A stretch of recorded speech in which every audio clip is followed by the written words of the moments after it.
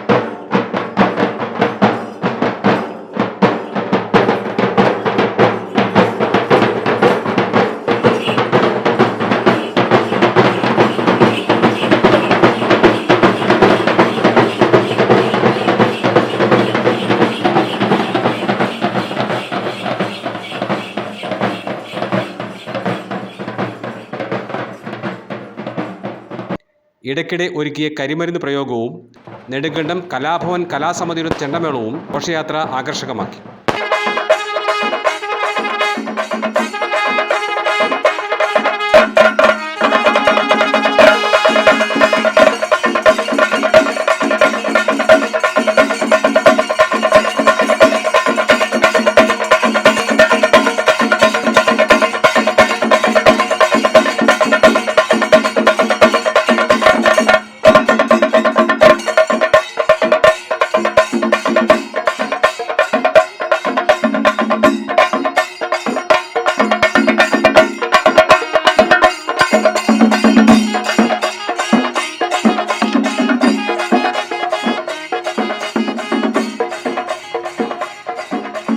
ഘോഷയാത്ര ക്ഷേത്രത്തിലെത്തി ഏറെ താമസിയാതെ മറയൂർ ബസ് സ്റ്റാൻഡിൽ ഒരുക്കിയ വിസ്തൃതമായ വേദിയിൽ കുട്ടികളുടെ ഡാൻസും കുമാരമംഗലം നൃത്തസന്ധ്യ സ്കൂൾ ഓഫ് ഡാൻസ് അവതരിപ്പിച്ച കൈകൊട്ടിക്കളിയും നടന്നു.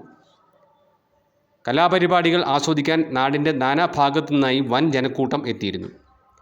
ക്ഷേത്രത്തിലും പരിസര പ്രദേശങ്ങളിലും ഒരുക്കിയ വൈദ്യുത ദീപാലങ്കാരം ഉത്സവാഘോഷത്തിൻ്റെ മാറ്റുകൂട്ടി.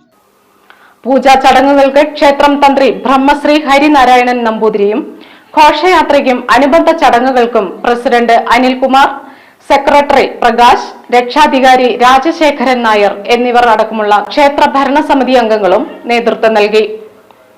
News desk, Marayur vision.